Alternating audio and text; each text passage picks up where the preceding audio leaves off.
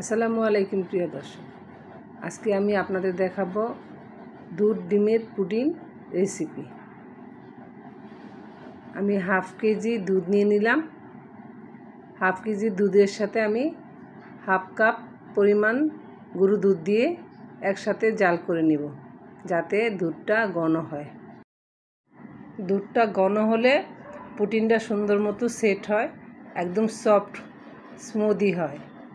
আমি দিয়ে দিলাম হাফ কাপ গরু দুধ দিয়ে একসাথে জাল করে নিব দুধটাকে। আপনারা চাইলে 1 কেজি দুধকে হাফ কেজি করে নিয়ে জাল করে নিতে, কিন্তু সময়ের ব্যাপার এটা। এর জন্য আমি হাফ কেজি দুধের মধ্যে গরু দুধ হাফ কাপ দিয়ে দিলাম, যাতে দুধটা ঘন হয় তাড়াতাড়ি। দুধটাকে ঠান্ডা করতে দিয়ে আসলাম। এখন আমি 4টা ডিম নিয়ে নিব।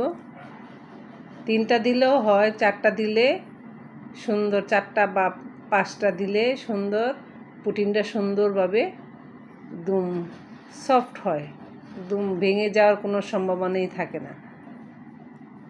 4টা ডিম নিয়ে নিয়েছি। এর মধ্যে আমি দিয়ে দিব হাফ কাপ চিনি,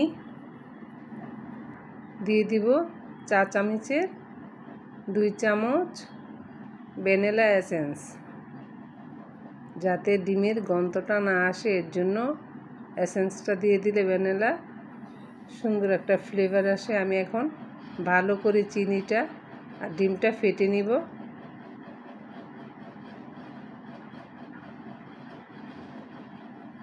আপনারা চাইলে কাঁটা চামচ দিয়ে করতে হবে না। এখন আমি দুধের সাথে ডিমের মিশ্রণটা মিশিয়ে নিব ভালো করে। আরও চিনি এখনও একটু রয়েছে, ভালো করে নেড়ে একদম মিশিয়ে নিব ডিম, দুধ আর চিনিটা।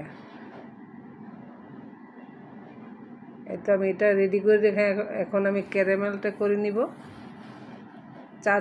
টেবিল চামচের 4 চামচ দিয়ে দিলাম চিনি, আর টেবিল চামচের 4 চামচ দিয়ে পানি দিয়ে আমি ক্যারামেলটা করে নিব। মিডিয়াম লো হিটে আমি রান্না করতেছি, ক্যারামেলটা বানাবো। আপনারা চাইলে ক্যারামেলটা যার যার পছন্দ মতো করে নেবেন। আমি এই যে এখন চুলাটা অফ করে দিলাম। এই হাঁড়ির গরমেই ক্যারামেলটা সুন্দর একটা কালার হয়ে আসবে।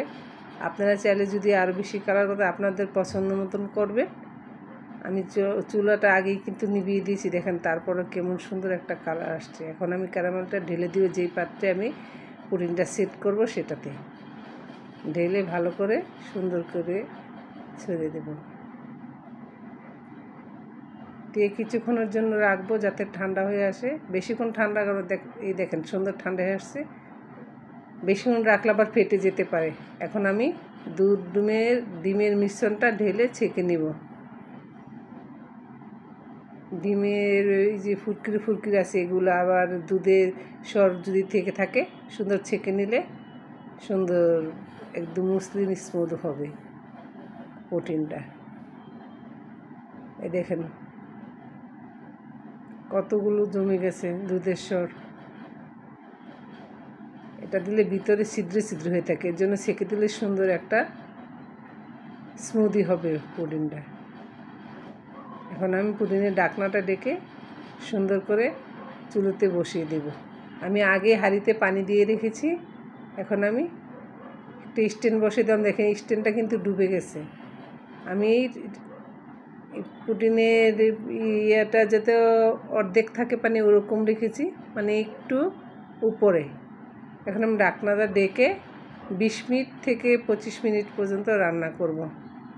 এর আগে যদি হয়ে যেতে ভালো, আর যদি লাগে 2-1 মিনিট লাগতেও পারে। আমার 20 মিনিট হয়ে গেছে, আমি 20 মিনিট পরে আসছি।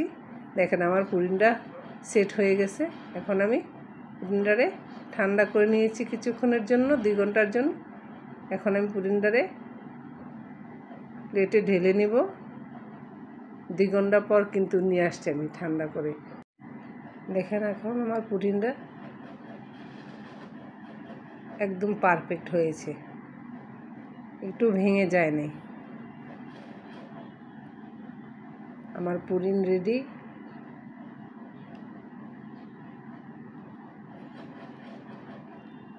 আমার ভিডিওটা যদি আপনাদের একটু ভালো লেগে থাকে তাহলে প্লিজ সাবস্ক্রাইব, লাইক, শেয়ার একটু করে দেবেন। আল্লাহ হাফেজ। আসসালামু আলাইকুম।